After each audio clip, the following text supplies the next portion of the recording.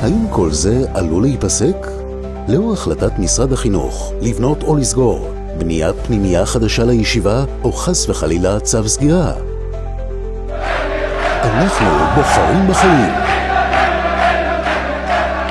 ראש הישיבה, הרב מרדכי משולובין, לקח על עצמו התחייבות אישית גדולה מאוד, הלוואה בסך 3.5 מיליון שקלים כדי להציל את הישיבה מסגירה.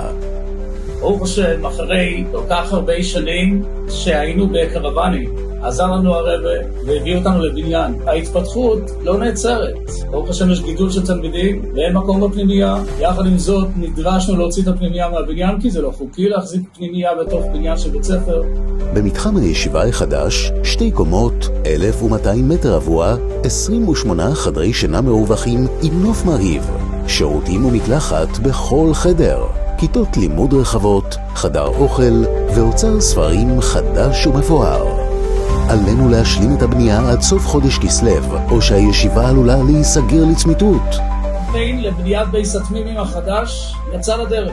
אני קורא מכאן לכל אחד ואחד, בואו להיות שותפים איתנו בבנייה של בית התמימים. קחו לכם מניית זהב בישיבה סמכת תמימים מביתר עילית על ידי ההשתתפות שלכם בבניית בית התמימים החדש. להיות שותפים בלימוד התורה שלהם ובקיום המצוות שלהם, ביראת שמיים שלהם, במבצעים שהם עושים. ובוודאי שהקדוש ברוך הוא ייתן לכל אחד ואחד מיודו ימלאו הפסוחה הקדושה ברחובו בכל המצטרך לו, הכל מכל כל, בגשמיס וברוחניס, ונזדרז לצאת מהגלות הזאת ולראות את הרב תכף מיד ממש מוציא אותנו ומכניס אותנו לגאולה אמיתית רשת.